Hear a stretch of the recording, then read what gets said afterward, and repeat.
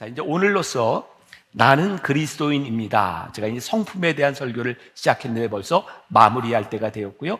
다음 주부터는 묘하게도 우리 성경 통독하고도 딱 맞아 들어가는데 이제 소선지서 12 소선지서에 대한 이야기를 함께 나누게 됩니다. 쉽지 않기 때문에 여러분들이 통독에 참여하셔서 말씀을 잘 듣고 함께 말씀을 나누면 좋을 것 같습니다. 자, 이 성품 시리즈 첫 번째 말씀 제목이 뭐였죠? 다니엘에 대한 이야기했는데 용기도 성품이다. 그리고 그 다음 주에는 다윗의 이야기를 통하여 감사도 성품이다. 그리고 새벽 예배 때는 제가 예수님의 겸손, 온유에 대한 이야기를 했고 신앙 선배들에 대한 믿음에 대한 이야기를 했고 지난주에는 역시 기대했던 대로 똑같아요. 바울의 기쁨도 성품이다. 오늘은 마지막 하나님 앞에서 겸손의 성품에 대한 이야기를 나누려고 합니다. 자, 말씀으로 들어가기 전에 이제 한 가지 이야기를 합니다. 그 간디에 관한 많은 일화들이 전해내려고 있는데 그 중에 하나예요. 간디가 이렇게 공동체를 세우고 사람들이 함께 있는데 그때 간디를 추종하던 영국의 명문 대학을 나온 한 청년이 그 공동체에 들어오게 되었어요. 그리고 이 청년이 그 공동체에서 맡은 일은 변소, 화장실을 청소하는 일이었다고 합니다. 며칠 지나지 않아서 이 청년이 간디에게 이렇게 항의를 합니다. 제가 누군지 안 보이세요? 저는 큰 일을 할 수 있는 사람이라고요. 그때 간디가 이렇게 답했다 그러죠. 자네가 큰 일을 할 수 있다고 하는 건 안 해. 내가 모르는 건 자네가 작은 일도 할 수 있는가 그걸 보고 싶다네. 자, 우리들은 소위 말하는 큰 일, 나는 이런 사람이야 라는 것을 생각하고 있지 않을까요? 근데 하나님은 어쩌면 우리들에게서 겸손의 모습을 보고 싶어 하신다는 생각이 들기도 합니다. 자, 우리가 인생을 살아가는 두 가지 방법이 있다고 생각해요. 하나는 왜라는 물음이 있고 하나는 어떻게라는 물음이 있죠. 우리 인간의 실존적인 문제 앞에서 왜라는 물음을 물을 때 하나님 앞에 왜 우리를 여기에 있게 하셨나요? 왜라는 물을 때 우리는 신앙적인 삶을 삽니다. 그런데 우리들이 어떻게 살아갈까요? 자꾸 방법론에만 우리들이 얽매인다면 그것은 어쩌면 굉장히 교만한 모습은 아닐까? 왜 우리의 인생을 하나님께 맡기지 못하고 내 방법만을 찾아가는 사람일까? 이 겸손이라고 하는 성품은 제 개인적인 생각에 우리 인간을 가장 품위 있게 만들어주는 성품이라는 생각이 들어요. 자, 여러분들은 겸손하세요? 안 겸손하세요? 나는 참 겸손한 사람이야 라고 생각하는 순간 누군가 너 참 교만하다 이렇게 얘기하지 않을까요? 이 겸손이라고 하는 건 정말 외주를 타는 것처럼 이 겸손이 무엇인지 참 힘든 때가 많이 있어요. 자, 겸손한 성품이라고 하는 걸 저는 이렇게 생각해 보았어요. 우리의 삶에서 하나님의 음성을 들을 준비가 되어 있는 사람은 겸손한 사람이에요. 또한 누군가의 이야기를, 누군가의 조언을 들을 준비가 되어 있는 사람은 겸손한 사람이에요. 그런데 누구의 얘기도 듣지 않는 사람은 독선적이고 이기적이고 교만한 사람이죠. 우리 인간의 가장 고귀한 가치는 누군가에게 인정받을 때 나타나는 것이 아닐까요? 저 사람 참 괜찮은 사람이야. 그런데 그 사람이 누구예요? 누군가의 말에 귀를 기울일 수 있는 겸손한 사람인 거죠. 하나님을 신뢰하는, 하나님을 믿는 사람에게 필연적으로 따르는 성품이 있다면 그건 겸손입니다. 겸손하지 않은 사람들은 다른 사람들의 이야기에 귀를 기울이지 않고 굉장히 독선적인 삶을 살아가다 낭패를 겪을 때가 많이 있어요. 이 추석 명절을 지나는 여러분들의 표정을 제가 조금 밝게 하기 위해서 제가 조크를 하나 하려고 하는데 괜찮겠습니까? 네, 조크를 듣는 표정은 여러분들이 알아서 관리를 하세요. 자, 옛날에 이제 선교사님들이 시골 곳곳에 많이들 있었죠. 충청도에서 있었던 일이랍니다. 어떤 외국인 그 선교사님이 충청도에 있는 이발소에를 가게 되었어요. 이발소에 들어가서 이발을 하려고 자리에 딱 앉는데 글쎄 이 시골 충청도의 이발소 아저씨가 영어를 하는 거예요. What see you? 영어를 했어요. What see you? 이 선교사님이 그렇게 들은 거예요. What see you? 이 사람이 영어를 하네. 그래서 앉아서 영어로 대답을 한 거예요. 딱 보니까 거울이 보이는 거예요. 그래서 mirror라고 대답을 했더니 이발사가 싹 밀었어요. 그리고 이발사가 어쩐데요? 라고 했다는 이야기가 있습니다. 네. 잘못 알아듣는 거죠. 그리고 우리는 저 사람이 어떤 이야기를 했을 때 저 사람은 이 정도 알고 있을 거야 라고 생각하는 것들이 있어요. 근데 우리들이 가지고 있는 상식, 우리들의 생각들이 참 온전하지 않다는 것을 압니다. 그리고 우리는 우리의 지식과 우리들의 삶의 한계를 느끼게 되었을 때 절망을 느끼죠. 이건 내가 어떻게 할 수 없는 거야. 제가 신학교를 다니던 때 제가 제일 흥미있게 들었던 과목이 철학 과목이었어요. 그때 실존주의 철학에 대해 이야기를 하며 킬케고라고 하는 철학자에 대한 이야기를 하면서 그 실존주의 철학자는 인간을 죽음에 이르는 병 가운데 실존의 모습을 발견했어요. 이 칼 야스퍼스라고 하는 사람은 난파라고 하는 표현을 썼죠. 이 바다에 난파된 배 같은 인간의 실존, 우리 인간의 실존이요, 그렇게 허무하게 부서질 수 있고 절망할 수밖에 없는 것이 인간의 실존의 모습이라는 거죠. 그런데 이 실존주의 철학가였던 이 사람들이 이 죽음에 이르는 병, 이 난파된 인간들이 하나님 앞에 설 수밖에 없는 존재인 것을 깨닫게 되죠. 그때 인간은 하나님의 은혜를 경험하게 됩니다. 여러분, 우리들 모두에게 절망이 찾아옵니다. 그것은 인간인 모두에게 다 같이 경험하는 일들이죠. 그런데 이 절망 가운데 하나님의 은혜를 경험하느냐 경험하지 않느냐, 겸손한 자만이 하나님 앞에서 하나님의 은혜를 경험하게 돼요. 성경을 보면서 우리들이 깨닫게 되는 것이 있죠. 하나님이 쓰시는 사람들을 보면 하나같이 완전한 사람들이 아니에요. 하나님은 불완전한 사람을 부르셔서 하나님의 방법으로 다듬어 가시고 하나님께서 만들어 가는 것을 보게 돼요. 그러니까 우리들이 오늘 여기서 예배드리고 크리스찬, 그리스도인이라고 불리움을 받을 수 있는 이유는 우리들이 가지고 있는 완전함에 기인하는 것이 아니라 하나님이 우리를 부르셔서 우리들의 불완전함을 만들어 가고 계시기 때문에 우리들이 그리스도인이라고 불리움을 받을 수 있는 거죠.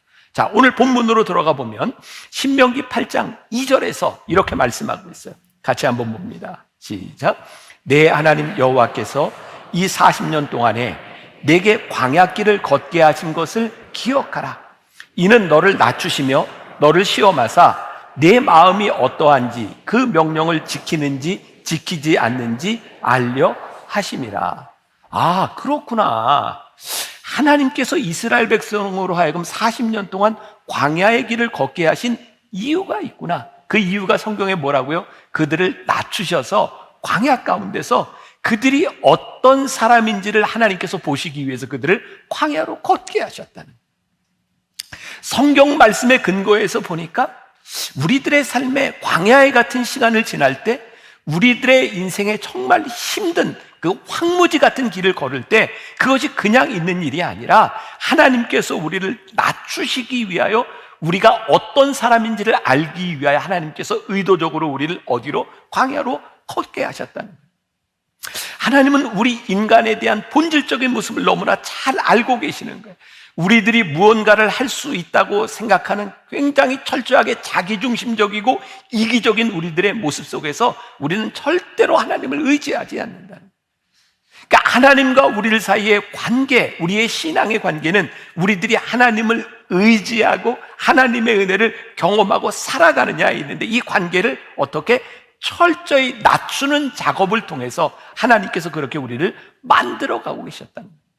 그러니까 초반에 이야기했죠. 겸손만큼 우리를 품위 있게 만들어주는 것은 없다. 그러니까 하나님께서 우리들에게 복을 주시기 위해서 우리를 낮추셨다는 말씀이에요. 자, 이 말씀은, 신명기 8장의 말씀은 여러분 잘 기억하셔야 돼요. 어느 상황에서 이 말씀을 하고 있냐면, 이제 이스라엘 백성들이 40년 광야를 지나서 가나안 땅에 들어가기 전에 모세가 가나안 땅을 앞에 둔 이스라엘 백성에게 이야기하는 거예요. 이제 고생이 끝나고 가나안에 들어가기 일보 직전이에요. 자, 신명기 8장 14절 말씀 보세요. 같이 한번 공독해 봅니다. 14절 시작. 내 마음이 교만하여 내 하나님 여호와를 잊어버릴까 염려하노라. 여기까지. 내 마음이 교만하여 내 하나님 여호와를 잊어버릴까 염려하노라. 여기 염려하노라라고 하는 말이 리빙 바이블, 영어 성경 어떤 버전에 보니까 이렇게 되어 있더라고요. That is the time to watch out. That is the time. 이게 어떤 때냐면 watch out. 너희들이 조심해야 될 때다. 염려하노라가 이게 어떤 의미냐면, 이스라엘 백성들이 가나안 땅에 딱 들어갈 그 무렵에 고생이 끝날 무렵에 모세가 뭐라고 얘기하냐면, 자, 지금 때가 되었는데 너희들이 조심할 때다. 이제 너희들이 그 땅에 들어가면 제일 무서운 게 뭐냐면 너희들이 하나님을 잊어버릴까. 너희들이 그 가나안 땅에서 이제 호의호식하고 너희들이 아무 문제가 없는 땅에서 내가 하나님을 잊어버릴까, 그것을 염려한다고 말하고 있는 거예요. 여호와를 갈망하는 것. 자, 우리 성경에 보면 그런 표현들이 참 많이 있어요. 여호와를 갈망한다. 우리들이 여호와를 갈망할 수밖에 없는 상황에서 우리는 은혜를 경험하고요, 하나님을 갈망하지 않을 때 우리는 은혜를 잃어버려요. 제가 말씀을 이렇게 준비하고 읽다가 그런 생각이 들었어요. 그 영성, 우리 교회에서는 영성이라는 말, 우리 신앙생활하면서 이런 말을 참 많이 해요. 참 영성이 좋군요. 영성이 떨어졌나 봐. 이런 표현들을 쓰죠. 가만히 생각해 보니까 영성이라고 하는 말이 하나님을 갈망하는 마음이 있을 때 영성이 있는 거고요, 하나님을 갈망하는 마음이 없을 때 영성이 사라지는 거예요. 그러니까 오늘 여러분들이 영성이 있는가? 오늘 우리들이 이 예배를 드리고 있는데 우리들이 영적인 예배를 드리고 있는가, 그렇지 않은가는 오늘 우리들이 이 시간에 하나님을 갈망하는가 갈망하지 않는가에 있는 거예요. 유명한 시편 42편 1절에 보면 시편 기자가 이렇게 이야기하죠. 하나님이여, 사슴이 시냇물을 찾기에 갈급함 같이 내 영혼이 주를 찾기에 갈급하니이다. 자, 이 부분은 단순히 사슴이 목마르다 이런 표현으로는 이해가 되는 것이 아니고 당시 근동 지방의 문화를 이해해야 이 시편 기자가 어떤 마음으로 이 시를 쓰고 있는지 우리들이 알 수 있어요. 당시 근동 지방, 자, 여기에 이렇게 이쪽에 지중해가 있고 여기 이스라엘이 있어요. 그 이스라엘 지역을 이렇게 넘어가는 비옥한 초생달 지역 다 보이시죠? 네, 여기 바벨론 아수르가 있고 요 옆으로는 아라비아 사막이 있어요. 아무튼 사람들이 요 아수르 바벨로니아에서부터 이스라엘을 지나서 이 애굽까지 가는 이 과정에는 이렇게 물이 가장 필요한 거예요. 여행을 하다가 아니 뭐 장사를 하려고 가다가 물이 떨어지면 죽는 거예요. 그래서 그 당시에 사람들은 어디에 가서든지 물을 찾아야 되는데 물을 찾기에 가장 좋은 방법이 뭐냐면 사슴을 데리고 다니는 거였다 그래요. 사슴은 물 냄새를 맡는답니다. 그런데요, 이 광야를 지나고 사막을 지나는 중에 사슴에게 물을 먹이지 않고 아주 최고로 갈급한 상태를 유지하는 거죠. 그리고 물을 찾아야 될 때 사슴을 딱 풀면 사슴이 물 냄새를 맡고 막 달려간답니다. 그리고요, 시냇물을 발견하고 물을 발견하는 순간 사슴은 너무 갈급하게 뛰어와서 물을 마시지도 못하고 팍 꽂거나 죽는답니다. 그 사슴을 가지고 다니면서 물을 찾았다는 거예요. 시편 기자가 생각했던 사슴이 시냇물을 찾기에 갈급함 같이라고 하는 것은 우리들이 단순히 이야기하는 목마름의 정도가 아닙니다. 목마라 죽기 전에 시냇물을 찾아 팍 꽂거나 죽는 사슴의 모습을 바라보고 있는 거예요. 하나님이 아니고는 죽을 수밖에 없는 존재, 그 갈급함으로 하나님을 바라보는 것.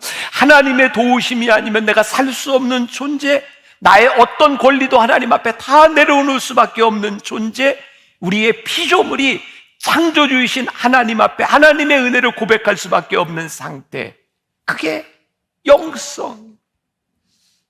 오늘 우리들이 이 예배를 드리면서 이 갈급한 마음이 있는가?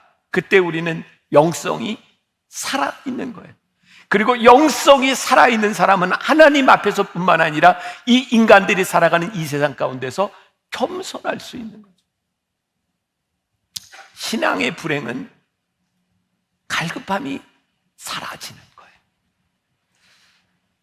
2년 반 넘게 코로나를 지나가며 우리 신앙인들의 마음 가운데 무거운 돌덩어리 같은 게 하나 딱 있죠. 온라인으로 예배를 드리고 이렇게 편하게 예배를 드리지 않다 보니까 그래요. 화면 앞에서도 예배를 드릴 수 있어요. 어디서도 예배를 드릴 수 있어요. 하나님은 이 모든 예배를 다 받으세요. 문제는 하나님께 있는 것이 아니라 예배를 드리는 우리의 갈급함에 있는 거예요. 내가 예전 같지 않아요. 우리들의 영성이 사라져 버리는 거예요. 그게 우리들에게 두려운 거죠. 오늘 여기 예배 드리는데 여러분들은 모르니까 여기 있는 부부가 있어요. 제가 이렇게 얼마 전에 이렇게 만나게 됐고 이야기를 하다가 이 남자 집사님이 굉장히 이제 힘들게 일을 해야 되는 그런 상황이에요. 그래서 예배 시간에 나오면 잘 조는 모양이에요. 그래서 저하고 이렇게 이야기를 하다가 우리 남편이 이렇게 오면 존다고 뭐 이렇게 얘기를 하고 하는데 제가 이렇게 얘기했어요. 졸아도 괜찮아요. 그냥 와서 예배 드리면 괜찮아요. 그리고 이번 변화산 때 새벽마다 와서 예배를 드리는데, 지난주에 저하고 만나서 얘기를 하는데 와이프가 졸 때마다 쿡쿡 찌른대요. 근데 이게 살짝 찌르는 게 아니라 아프게 찔러요. 쿡. 그러니까 남편이 막 그러면 또 화가 난대요. 조는데 왜 아프게 찌르니까. 그래서 이야기하다가 아내가 저한테 이런 얘기를 했대요. 목사님이 졸아도 된다라고 했던 이야기는 그 힘들게 살아가는 일상 속에서 막 안 졸려고 애를 쓰고 이 자리에 앉아 있는데 그렇게 졸음이 밀려갈 때 졸아도 된다는 얘기지, 졸아도 된다는 이야기를 듣고 와서 앉아 있는데 졸음이 올 때마다 졸음을 영접하는 건 그건 올바른 태도가 아니야 라고 이야기를 하는 거예요.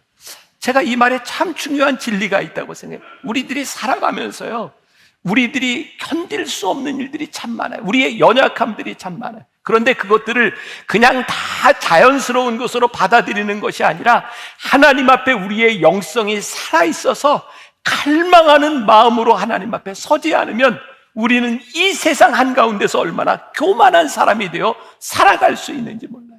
자, 오늘 여러분들에게 마지막으로 이야기하는 그리스도인, 나는 그리스도인입니다. 우리들에게 이 겸손, 하나님 앞에 이 갈망이 우리들에게 있는가? 성경에는 광야에 대한 이야기들이 참 많죠. 이 광야는 우리들에게 아주 중요한 비유, 우리들에게 아주 중요한 신앙의 이야기를 설명해 주고 있어요. 우리의 성품을 훈련하는 곳, 그것이 광야라는 이야기죠. 다시 신명기 8장 2절을 봅니다. 이 40년 동안에 내가 광야길을 걷게 하신 것을 기억하라. 내 마음이 어떠한지, 그 명령을 지키는지 지키지 않는지 알려 하심이라. 하나님이 우리를 광야 가운데서 시험하셨구나. 그런데 그 광야가 어떤 광야인가? 자, 신명기 8장 15절에 보니까 너를 인도하여 그 광대하고 위험한 광야, 곧 불뱀과 전갈이 있고 물이 없는 간조한 땅을 지나게 하셨으며, 그 광야가 어떻다고요? 광대하대요. 얼마나 넓은지 몰라요. 그 넓다고 하는 의미가 어떤 객관적인 넓음에 대한 의미가 아니라 광야에 가면 동서남북 아무것도 없이 꽉 뚫려 있는 거예요. 저는 그런 상상이 들더라고요.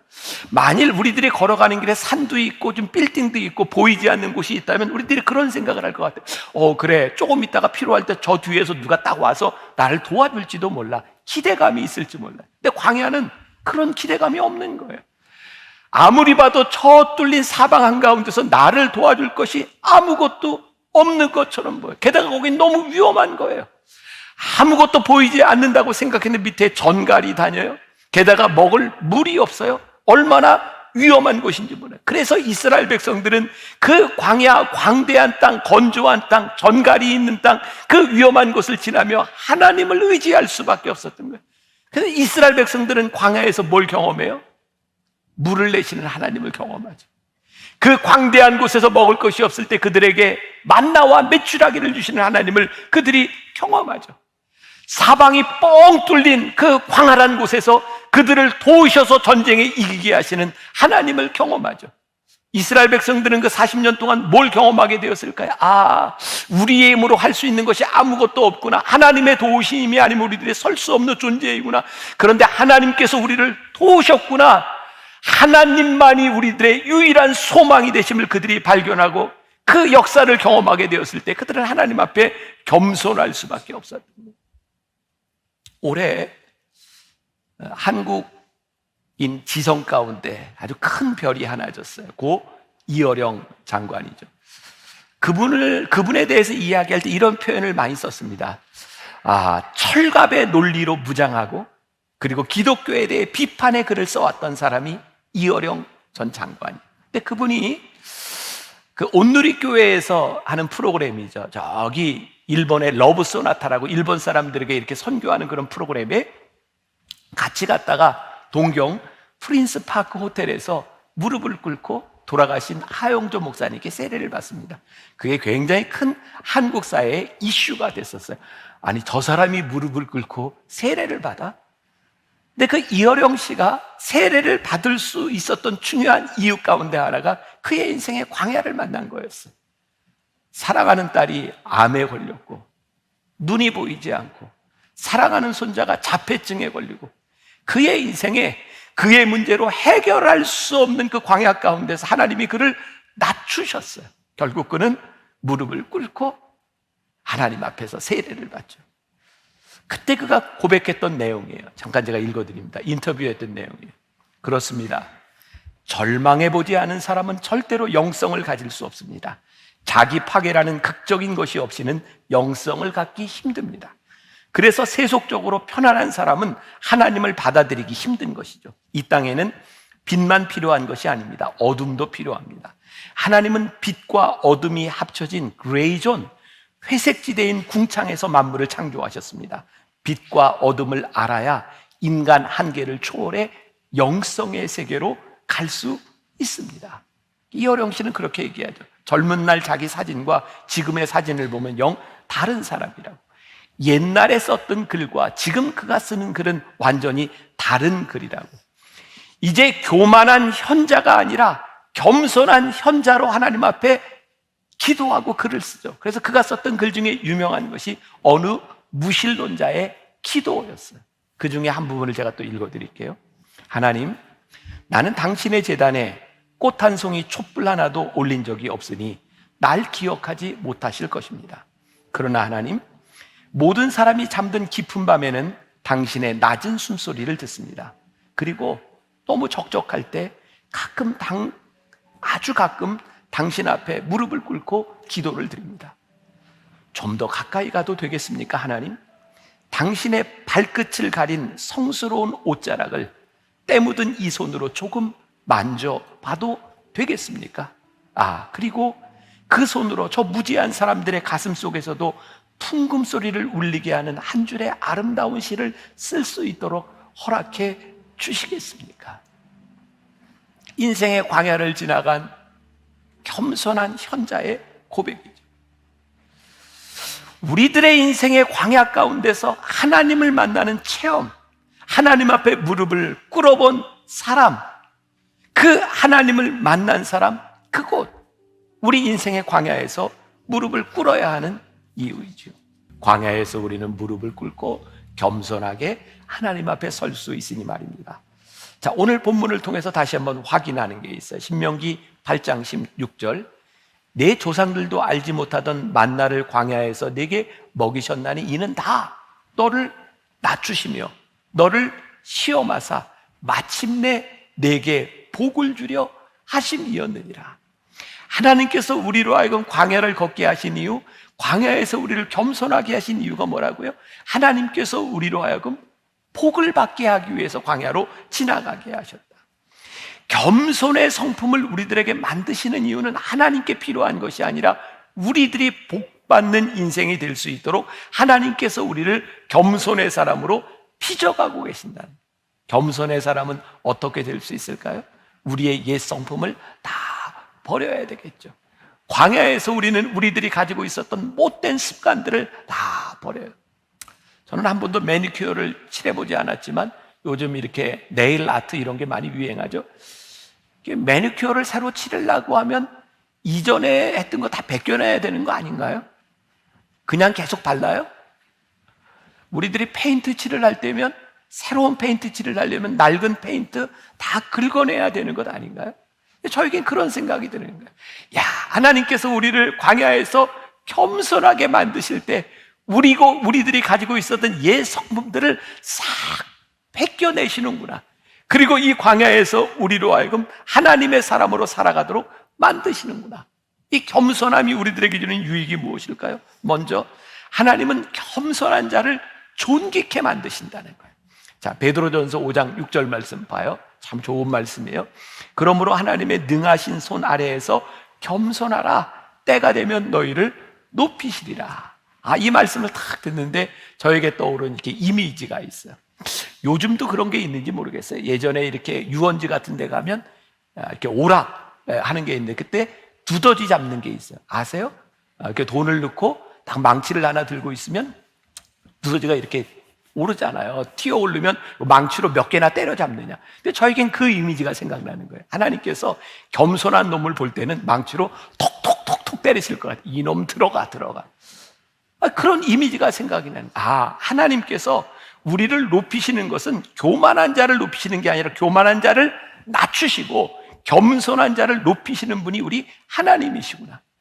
우리 사회에 지금 만연하고 있는 참 나쁜 것 중에 하나가 학력, 위조, 경력을 부풀리는 일들이잖아요. 한번 생각해 보세요. 우리는 왜 학력을 위조할까요? 내가 이만큼인데 이걸 좀 부풀리고 싶은 거예요.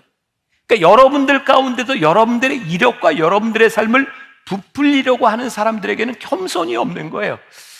다른 사람은 다 알아요. 이 사람이 얼마나 교만한지, 이 사람이 자기를 얼마나 부풀리려고 하는지. 하나님 앞에 겸손하면 우리는 자신을 부풀릴 이유가 없어요. 왜? 하나님이 겸손한 자를 쓰시는 걸 믿으니까 나를 과대 포장할 필요가 없는 거죠. 참 불행하게도 한국 교회 안에도 수십 년 전에, 아니 수십 년 동안 목회자들에게 그런 게 유행을 했어요. 학위. 목회를 하고 설교를 하고 목양을 하는데 목사들에게 박사학위가 필요한 유행이 있었어요. 그래서 너도 나도 박사를 받아요. 그리고 박사를 받으면 이걸 내가 뭔가 좀 드러내야 될 것 같아서 가운에 세 줄을 딱 긋죠. 여러분들, 가운 세 개는 박사라는 거예요. 제가 이걸 좀 미리 알았더라면 제가 이런 말 할 자격이 있을 텐데, 저도 30년 전에 박사 학위를 받으러 미국에 갔잖아요. 열심히 공부했어요. 박사가 됐어요. 근데 목회를 하면서 깨닫게 된 게, 내가 받은 학위, 내가 한 공부, 하나님이 이걸 쓰시지 않는다는 거예요. 물론 하나님이 쓰실 수 있죠. 그러나 이것 때문에 하나님이 일을 하시는 건 아닌 거예요. 어느 날 제가 그걸 깨닫게 된 순간 저는 좀 극단적인 사람인 것 같아요. 제가 미국에서 오랫동안 공부했던 박사학위 논문 책들을 다 패킹을 해서 버렸어요. 하나님, 제가 이것으로 목회하지 않겠습니다. 이것 없어도 하나님이 쓰시면 되는 겁니다. 제가 공부하지 않고 이런 고백을 했다면 진짜 훌륭한 사람일 텐데, 나도 거기 갔다가 와서 이런 고백을 하니. 우리들이 스스로 부족하다고 생각하는 게 컴플렉스네, 컴플렉스. 여러분들을 과대 포장하는 게 뭔지 아세요? 그 컴플렉스를 보이기 싫은 거예요. 그래서 나의 나됨을 드러내지 않기 위해서 우리는 과대 포장을 하는 거죠. 그런데요, 내가 이렇게 부족했다고 생각했던 이 컴플렉스가 내 이 연약함으로 인하여 하나님 앞에 무릎을 꿇고, 하나님 저를 도와주세요. 하나님, 저는 이렇게 부족한 사람입니다. 우리 인생의 광야에서 무릎을 꿇을 때 하나님은 그 부족함 가운데 은혜를 부어주시고, 우리는 부족함 가운데서 우리의 약함을 자랑하기 시작하는 거예요. 우리의 인생을 과대 포장할 이유가 없어지는 거예요. 하나님 앞에 겸손하게 서기 시작할 때 하나님이 우리의 부족함을 통해 일하시는 분임을 우리들이 깨닫게 되는 거죠. 그때 우리는 성품의 사람이 되는 거예요. 겸손한 사람이 될 수 있는 거예요. 하나님은 겸손한 자에게 지혜를 주신다고 말씀하고 있어요. 잠언 11장 2절에 보니까, 교만이 오면 욕도 오거니와 겸손한 자에게는 지혜가 있느니라. 가만히 생각해 보니까 겸손한 자에게 하나님이 지혜를 주신다는 말도 되고, 겸손하면 지혜롭게 살아갈 수 있다라는 것도 말이 되는 거예요. 그러니까 우리가 하나님 앞에서 겸손하게 우리의 인생의 광야에서 우리의 인생의 컴플렉스를 가지고 무릎을 꿇기 시작할 때 지혜로운 인생을 살아가는 거예요. 누가복음 14장 7절부터 10절까지에 예수님께서 이렇게 비유로 말씀하신 게 있어요. 사실 제 원고에 들어가 있지는 않은 부분인데요, 제가 지난주에 성경을 보다가, 우리가 잘 아는 얘기, 어느 잔치집의 비유예요. 어떤 사람이 잔치집에 가서 높은 자리에 앉아요. 예수님이 뭐라고 말씀해요? 그거 그러지 말아라. 왜냐하면 너보다 더 높은 사람이 와서 너 그거 끌어내리면 얼마나 창피하냐. 그러니까 높은 자리에 앉지 마. 너희들이 어떤 잔치집에 가든지 제일 낮은 곳에 가서 앉아.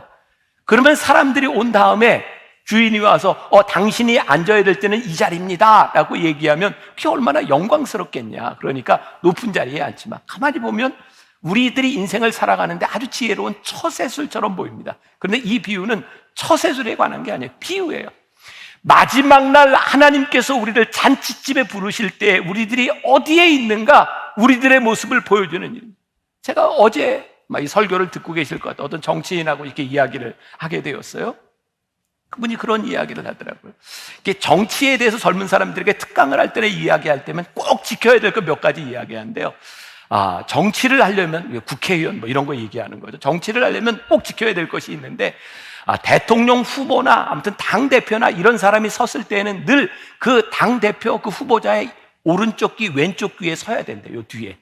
그래야 사진에 나온대요. 근데 정치를 하는데 그 사진에 안 나오면 안 된대요. 그래서 심지어는 우리들 눈에 보이지는 않지만 막 그 옆에 있는 사람을 끄집어내고 그 자리에 서려고 하는 사람들이 있대요. 그리고 또 하나 또 지켜야 되는 게, 여러분 가끔 이렇게 뉴스 같은 데 보면 당 대표가 이제 국회에 막 연설을 하러 이렇게 들어가면 중간에 가면 막 사진들 막 찍고 방송에 나오잖아요. 근데 정치를 하려면 늘 조금이라도 일찍 가서 요 갓 자리에 앉아 있어야 된대요. 그래서 정치인이 들어올 때, 당 대표가 들어올 때 그 자리에 있어야 방송에 비칠 뿐만 아니라 악수라도 한번 해야 된대요. 그러면서 악수하는데 뭔 말하느냐? 오늘 뭐 넥타이가 참 잘 어울리네요. 이렇게 한마디라도 해야 되면 그 방송에는 그렇게 나온대요. 저 사람 당대표와 밀담을 하다. 막 이렇게 나오고. 이런 거 해야 된다는 거예요. 처세술이죠.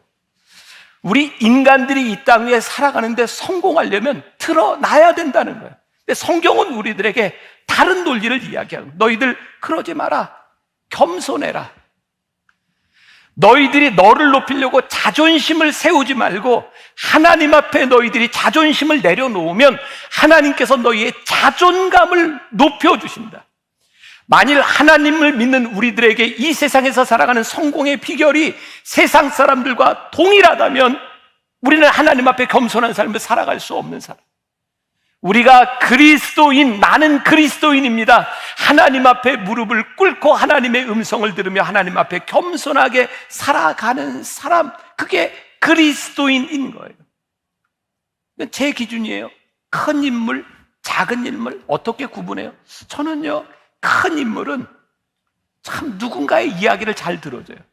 작은 인물은 자기가 하고 싶은 이야기만 막 해요. 우리는 알아요. 자기만 몰라요. 어떤 사람을 좋아하는지.